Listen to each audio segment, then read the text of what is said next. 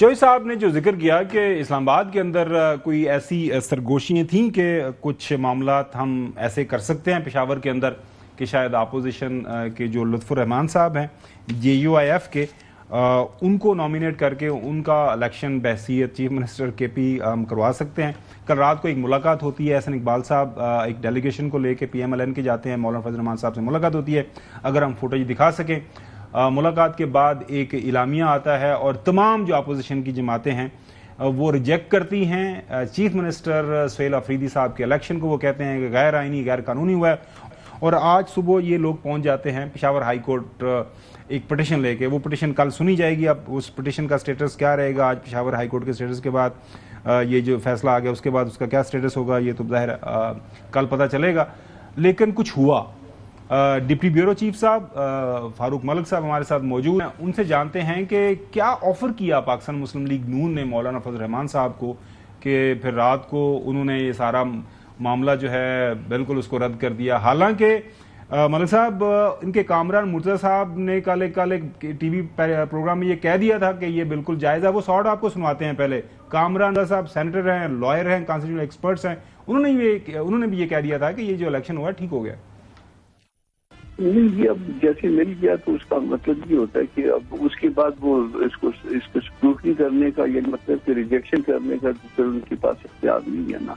अच्छा, वो पहले वाला इस्तीफा जो था वो जो टाइप किया हुआ था वो नहीं आज जो है आज जो मिला है वो सुप्रीम कोर्ट की जजमेंट से मुतादिम थी, तो वो उसके ऊपर तो जो है ना वो कह सकते थे। मगर ये अब ठीक हो गया, अब ये इस्तीफा आ गया तो अब उनको काम जारी रखने की जो ना हदायत कर सकते हैं कि जिस वक्त तक जो है न्यासी हमला आए।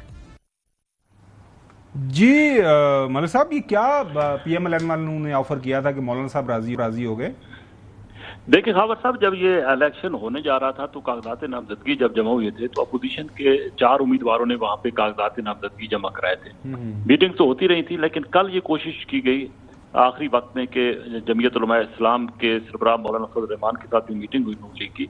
उसमें ये ऑफर की गई कि जमीयत उलमा इस्लाम चूंकि अवान में अपोजिशन की सबसे बड़ी जमात है खैबर पख्तूनख्वा में, वो अपना उम्मीदवार नामजद अगर करती है तो बाकी तमाम जमातें जो है उसको सपोर्ट करेंगी। इनका ख्याल ये था अपोजिशन का कि अदालत की तरफ से कोई रिलीफ मिलेगा और शायद जो इलेक्शन हुआ है KP में वज़ीर आला का, वो इलेक्शन कल अदम करा दिया जाएगा और उसके बाद एक नई सूरत हाल सामने आएगी। तो कल जो मुलाकात हुई थी उसमें नून लीग ये ऑफर लेके गई थी कि मौलाना लुत्फुर रहमान जो है अगर कोई ऐसे हालात बनते हैं तो वही मुतफिका अपोजिशन के उम्मीदवार होंगे। मौलाना फजल रहमान और उनके जमात के जो बाकी वहाँ पे अकाबरीन मौजूद थे उन्होंने भी इसके साथ इत्तेफाक किया था कि अगर ऐसे हालात बनते हैं तो अपोजिशन की जितनी भी जमातें हैं उनको मुत्तहिद होकर इलेक्शन लड़ना चाहिए और जमीयत उलमा इस्लाम जो है वो इसको लीड करेगी। आपने आज देखा होगा कि अदालत के अंदर जो रिट पिटीशन दायर हुई है वो भी मौलाना लुत्फुर रहमान की तरफ से हुई है और तमाम जो अपोजिशन जमातें उसको सपोर्ट कर रही हैं। लेकिन अब चूंकि सूरत हाल तब्दील हो गई है, लेकिन एक बात बिल्कुल वाज़ेह है कि अपोजिशन अलायंस जो है वो वहाँ पे JUI की क़यादत में वहाँ पे अब मुत्तहिद हो चुका है।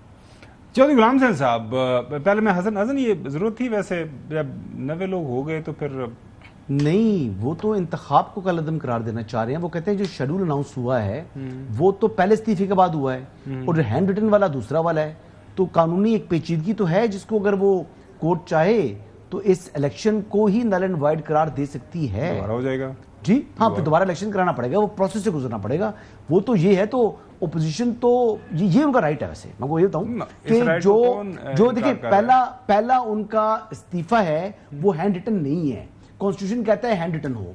जो शेड्यूल आया है चीफ मिनिस्टर का, वो शेड्यूल आया है पहले इस्तीफे के फौरी बाद। साइन थे सर, नो सर, वो साइन की बात नहीं है, वो हैंड रिटन नहीं है। चल वो हैंड रिटन नहीं है, ये टेक्निकल चीज है। और इस चीज के ऊपर इतने सीरियस थे तो आज वकील नहीं गया वहां। चौधरी साहब, वहां पर वो हलफ का मामला है ना, वो चले ये कल पेशावर हाई कोर्ट के अंदर ये मामला दोबारा बात कर रहा हूं, ये कल दोबारा ज़ेर बहस आना पेशावर हाई कोर्ट, इसके ऊपर कल तफसील से बात कर लेंगे।